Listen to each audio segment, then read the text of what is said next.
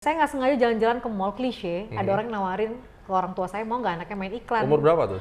Wow, jauh lah, nggak mungkin nggak sih? Dan kalau kita mau ngomong income, berarti menjanjikan dong kalau orang sampai bisa jadi aktris. Lagi ada teman-teman yang ngerokok, terus ditawarin Kak ngerokok, dia bilang enggak lah bang, buang-buang duit. Oh nyabu kali, bercanda, ada yang bercanda.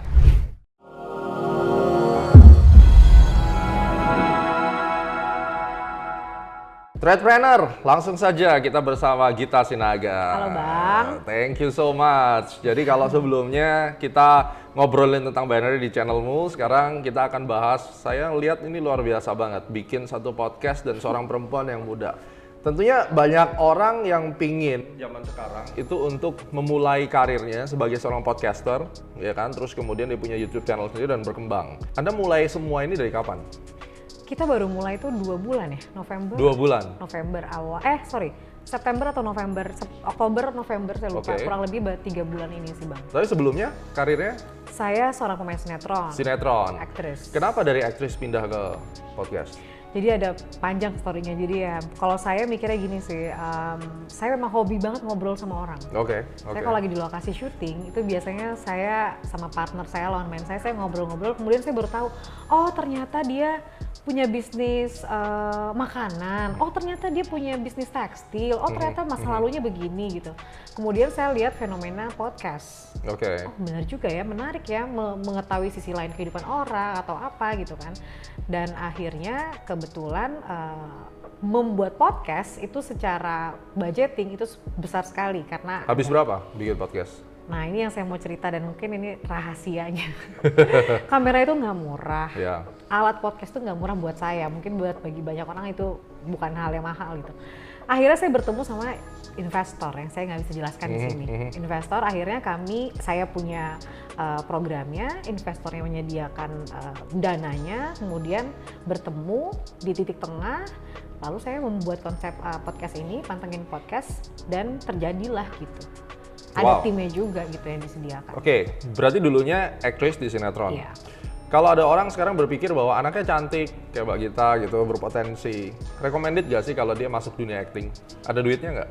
Oh kalau dunia acting jelas ada duitnya. Pasti ya. Tapi kan kembali lagi kalau memang apakah berbakatkah, apakah anaknya ingin atau keinginan orang tua gitu. Susah nggak sih? Menurut saya susah sekali. Dalam juga taking sinetron segala macam itu setengah mati ya katanya. Memang saya masuknya agak beruntung. Bukan karena privilege, tapi karena kebetulan waktu itu, ini kalau mau diceritakan singkat ya, saya nggak sengaja jalan-jalan ke mall klise, ada orang yang nawarin ke orang tua saya, mau nggak anaknya main iklan. Umur berapa tuh? Masih 10-11 tahun. Boleh deh, saya udah pamer nih ke orang-orang, boleh dong. Anak saya syuting gitu. Ternyata saya nggak kelihatan. Di tayangan itu cuman jadi figuran. Tapi ternyata dari situ ketemu agensi berjalan sampai akhirnya saya main sinetron. Begitu pertama kali main sinetron pun ternyata sulit banget, bukan sulit mendapatkannya, kebetulan itu agak mudah mendapatkannya, tapi ternyata proses syuting itu jauh dari bayangan saya. Luar biasa. Tapi caranya gimana supaya Anda dari pemain sinetron di Indonesia terus kemudian bisa kayak Joe Taslim, kayak yang lain-lain, Iko Uwais sampai pergi ke Hollywood, itu jalannya gimana? Itu luar biasa banget loh. Itu juga nggak tahu, saya juga pengen sih. Udah pasti itu tangan Tuhan ya. Tangan Tuhan, jelas. Dan mungkin pastinya. gini ya, kalau di Indonesia ini memang terkotak gitu. Pemain film terlihat lebih eksklusif, lebih elegan, tapi mungkin secara ritme bekerjanya tidak sebanyak orang yang bekerja di TV. Di TV mungkin dapat stripping apa, tapi mungkin secara pandangan mata orang, point of view-nya tidak melihat mereka suatu hal yang wah misalnya begitu ya. Tapi dua-duanya punya keuntungan. Dan kalau kita mau ngomong income, berarti menjanjikan dong kalau orang sampai bisa jadi aktris. Nah ini pertanyaannya menarik sih. Income yang menjanjikan itu kan sifatnya beda orang beda-beda melihatnya ya. Tapi kalau saya bilang apakah bisa menghidupi, sangat bisa. Tapi tingkat stresnya tinggi ya? Tingkat stresnya tinggi. Worth it nggak? Kalau Anda suruh mengulang, akankah langsung jadi podcaster atau jadi artis dulu? Saya mau jadi lawyer. Jadi lawyer, wow. Dulu mimpinya gitu. Jadi saya punya analogi gini, kalau orang yang suka lap kaca di gedung cakar lagi, itu dia kan mempertaruhkan nyawa. Ya. Kalau aktris tuh mempertaruhkan jiwa menurut saya. Jiwa, kenapa? Bayangkan kalau kita tiba-tiba lagi happy begini ngobrol, begitu saya masuk scene-nya nangis, saya harus mengalami mengulas hal-hal sedih di kepala saya, kemudian saya sedih, kemudian saya harus marah, kemudian saya harus balik lagi, nggak mungkin saya marah-marah sama orang begitu cut gitu, saya harus happy lagi, kemudian saya marah lagi, kemudian saya sedih lagi. Dan itu bertahun-tahun dilakukan. Dan itu bener ya, kata orang tuh kalau kita udah kebanyakan acting, kehidupan real kita jadi nggak tahu yang bener yang mana gitu. Benar, jati diri jadinya agak-agak membingungkan. Jati diri saya sebenarnya yang seperti apa sih? Sekarang kalau kita ngomong podcast akhirnya, income-nya dari mana sih? AdSense, atau iklan? AdSense dan kemungkinan ada placement produk nantinya atau ada yang tap in produk kita gitu. Ya dari situ sih. Dan berapa lama menurut Anda sampai podcast ini bisa menghasilkan dan worth it ninggalin sinetron masuk ke bisnis podcast? Saya belum kepikiran untuk meninggalkan. Tapi yang menarik awalnya kita mikir oh ini akan menghasilkan uang-uang. Ternyata setelah saya jalanin yang bikin saya happy itu bukan itunya, Bang. Bahwa saya bisa memberikan value dari setiap bintang tamu yang datang. Jadi ketika ada bintang tamu lalu bercerita kehidupannya atau abang tadi mengajarkan sesuatu yang baru lalu orang melihat kita menjadi ke satu media yang membuat banyak orang terbuka pikirannya kemana-mana ke hal-hal baru, menurut saya itu kepuasan yang luar biasa gitu. One day mungkin jadi kayak Oprah Winfrey gitu. Wow, jauh lah, nggak mungkin gak sih?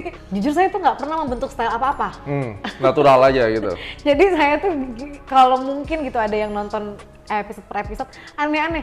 Mungkin itu karena saya pemain sinetron ya Bang. Kadang bisa cheerful, kadang saya serius. Dan sekarang untuk para pemula yang ingin masuk di dunia entertainment, menurut Mbak Gita itu lebih baik dia masuk ke film atau ke sinetron dan nanti jenjang karirnya kalau dia pingin sampai bener-bener ke Hollywood itu bisa nggak gitu perjalanannya? Menurut saya nggak ada sesuatu yang nggak mungkin. Kalau kemananya harus yang benar-benar sesuai dengan hati ternyata. Dunia seni kan erat kaitannya dengan perasaan ya, rasa ya. Jadi ya rasa kita itu mau kemana. Karena menurut saya dari sinetron kah? Karena kalau nggak salah Amanda Manopo juga menang sinetronnya di luar negeri kok dari sinetron kalau nggak salah ya. Oke, tadi ngomong tentang bakat. Ya. Taunya orang berbakat atau enggak gimana? Bagaimana kita tahu berbakat acting atau enggak? Kan sebenarnya acting tuh bisa aja kalau misalnya nih ya saya seorang aktris yang nggak sengaja tercemplung sekian tahun pasti saya bisa berakting tapi belum tentu hati saya puas saat melakukannya. Kalau saya nggak peduli orang bilang bagus atau jelek tapi saya puas, saya suka melakukannya dan saya totalitas di situ gitu. Mungkin itu yang membedakan adanya bakat atau dia hanya tidak sengaja tercemplung ke arah sana gitu. Dan kalau kita lihat tentang pembajakan, ngaruh nggak? Jujur kalau artis sinetron bahkan kita tidak mendapatkan, nggak apa-apa nggak ya ngomongin, kita tuh nggak mendapatkan royalti apa-apa, itu udah pasti. Ibaratnya beli putus, kita syuting dibayar 1.000 perak, kemudian apakah itu dibajak, apakah itu ditayangkan 1.000 kali, kita udah nggak ada keuntungan atau profit dari situ. Kalau kita melihat podcast di Indonesia ini trennya, prediksi Anda gimana? Masih akan terus atau mungkin sudah klimaks atau gimana? Kalau saya rasa masih panjang sih perjalanannya karena ternyata rakyat Indonesia kalau saya perhatikan sekarang ya suka mendengarkan orang berbicara gitu. Ada nanti teman saya yang bilang, gue suka banget di podcastnya Om Deddy karena semua orang kayak klarifikasi masalah di sana. Suka melihat gitu, ada masalah-masalah. Saya rasa masih panjang sih. Masih panjang ya, karena trennya ya mudah-mudahan gitu. Mudah-mudahan dong, saya baru. Nah, kalau kita memperlihatkan secara keseluruhan dari global, ada Clubhouse, terus kemudian ada podcaster yang ada di luar segala macam. Anda punya impian nggak one day masuk ke regional podcastnya? Apa langkah-langkahnya kira-kira? Kita belum bermimpi ke arah sana ya. Kita merasa setelah ini sangat baru dan masih bayi. Ya mudah-mudahan ya, tapi kalau sekarang mimpi kita cuma ini sih, pasti subscribernya lebih banyak lagi, viewers lebih banyak. Dan sekarang justru aku berpikir selalu bisa memberikan konten yang menarik. Menarik ini dua, menarik tapi tidak edukatif, terkesan urakan dan tidak mendidik, tapi rame subscribernya. Atau menarik, mendidik, kontennya nggak terlalu rame, pilih mana? Kalau saya lebih baik memang berangkat dari selalu harus ada value di setiap episodenya. Misalnya gini, saya undang Ica Muhammad gitu. Tapi saya tahu, saya nggak akan angkat sinetronnya karena buat saya penonton udah tahu dia main sinetron. Tapi saya berusaha mencari angle lain yang punya value yang bisa disampaikan ke orang lain gitu. Dia menjadi media karena dia menarik aja sosoknya sudah menarik nih, tapi apa sih value-nya gitu sih sejauh ini. Dan kami hampir nggak pernah mencari yang sedang viral ya. Kita hampir nggak pernah mengangkat orang yang lagi viral. Justru kita mengangkat orang-orang yang mungkin dianggap marginal dari sisi YouTube gitu. Maksudnya episode 1 mungkin bintang tamu kita hampir nggak pernah ada di YouTube gitu, tapi kita angkat, kita cari sisi positifnya seperti apa, kayak gitu terus sih Bang. Jadi lebih ke idealis ya? Nggak idealis sih, karena mungkin gak ada yang mau kesini kalau lebih tahu diri sebenarnya. Jadi teman-teman sendiri. Ya berarti ini awal mula lah ya. Awal Nanti kalau mula. udah kayak close the door, mungkin ini open the door gitu. Waduh, jutaan sekali yang nonton kan, Amin. who knows, right? Tapi saya nggak mungkin lah seperti close the door. Close the door udah pasti jadi pioneer. Kita pasti mengambil jalan lain yang menurut saya itu. Kita nggak akan mengangkat yang mungkin gimana banget gitu, yang lagi viral kita langsung ambil. Misalnya lagi ada masalah viral sekali terus kita ambil gitu, saya rasa kita nggak kesana sih. Gimana ngadepin average view yang cuma 4 menit sedangkan kita punya video sampai 40 menit gitu? Gimana itu ya? Sebenarnya sih kita tuh nggak punya formula. Mungkin berangkat dari itu ya. Ketidak punya formula menjadi sebuah formula kayaknya. Karena kita nggak punya formula apa-apa. Semuanya tuh kadang-kadang terlahir ide-ide itu menjadi dadakan gitu. Tapi mungkin spontanitas itu yang dirasa orisinil mungkin. Ini aku bilang mungkin. Karena ya kalau kita lihat mungkin watch time kita lumayan bagus gitu ya sekarang. Bisa sampai berapa watch time ya sekarang? Mana yang punya data si Rizky ya? Udah ratusan. Nggak, watch time per video gitu? Oh, per videonya. Lumayan tinggi lah ya, pokoknya di atas 4 menit itu sudah pasti gitu. Dan saya tuh jarang banget nyatet pertanyaan, kecuali sama abang. Oh oke, ya karena mungkin Bener nggak? mungkin agak berbeda dunianya. Iya, jadi saya harus agak karena saya biasanya meskipun ada bantuan dari tim gitu, dari Arsyad gitu yang lempar pertanyaan, kadang ketika ngobrol kebetulan muncul ide-ide aja untuk bertanya. Berapa lama persiapan sampai siap syuting gitu? Abang tahu nggak? Kalau nggak ada. Oh nggak ada persiapan? Wow. Karena backgroundnya mungkin udah public speaking dan sinetron kan? No, saya nggak ada background public speaking. Tapi gini sih, yang pasti saya mencari tahu, mungkin itu bisa dihitung dari situ ya. Saya mencari tahu dulu nih bintang tamu kita siapa, backgroundnya apa. Saya harus tahu dulu. Kemudian datang 1 jam sebelum mulai, saya ngobrol nanti kira-kira angle-nya dari sini ya gitu. Begitu kita ngobrol, kadang-kadang saya rencananya mau bercanda aja deh sama bintang tamu ini. Pas dia ngobrol datang ke sini, saya ingat banget Marcel Widianto waktu itu. Lagi ada teman-teman yang ngerokok, terus ditawarin, "Kak, ngerokok?" Dia bilang, "Enggak lah bang, buang-buang duit." Oh, nyabu kali, bercanda, ada yang bercanda. Oh iya, dulu emang kurir sabu. Wow. Oh iya, saya angkat itu. Oke. Jadi kadang-kadang ya faktor ketidaksengajaan yang kita nggak tahu. Jadi niat saya nanti di kepala mau bercanda, ternyata oh nggak, saya mau angkat sisi ini. Kebetulan pas diajak ngobrol, akhirnya sisi itu terangkat. Nggak sengaja orang suka nontonnya. Nggak semua itu agak spontanitas sih. Ya. Dan kira-kira apa nih pesan-pesan untuk teman-teman yang baru memulai, baik itu di dunia sinetron, karena ini baru pertama saya punya bintang tamu sinetron yang real aslinya. Terus kemudian siapa yang mau jadi podcaster, apa langkah awal untuk mereka bisa sukses ke depannya, mungkin setahun atau 2 tahun ke depan, what they have to do?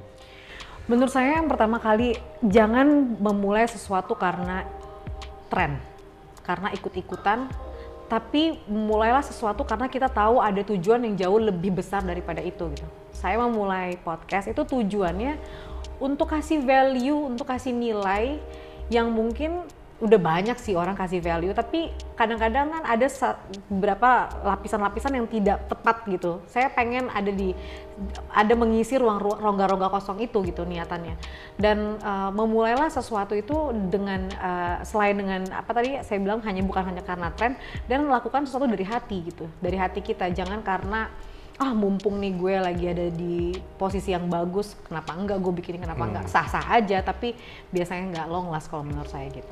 Wow, oke. Jadi diharapkan orang itu punya jati diri dan kemudian meng-create sesuatu untuk long term values-nya. Alright, Threadpreneur, Anda udah tahu ini adalah pengusaha di dunia acting hitungannya, dan kemudian beliau baru memulai usaha podcastnya. Sehingga pada saat Anda ingin memulai sebuah usaha, key takes away-nya adalah jangan ikut-ikutan tentunya. Kemudian kedua, lakukan itu sesuai dengan passion. Dan yang ketiga, Anda harus selalu deliver values yang bagus, karena disitulah Anda akan menjadi seorang pengusaha yang sukses. Tantangan pasti banyak, saya harap Pantengin selalu akan menjadi yang nomor 1 nih, host cewek. Dan kita terus dukung, mudah-mudahan kalian semua harus nonton, karena pastinya narasumber-narasumbernya akan membawa dan memberikan values yang membuat hidup kita lebih baik, karena kita belajar dari kesalahan orang lain. Thank you very much Mbak Gita. Terima kasih Sampai banyak, ketemu lagi Mbak. di pertemuan-perteman berikutnya. Sukses terus Astronaci. See you guys. Bye.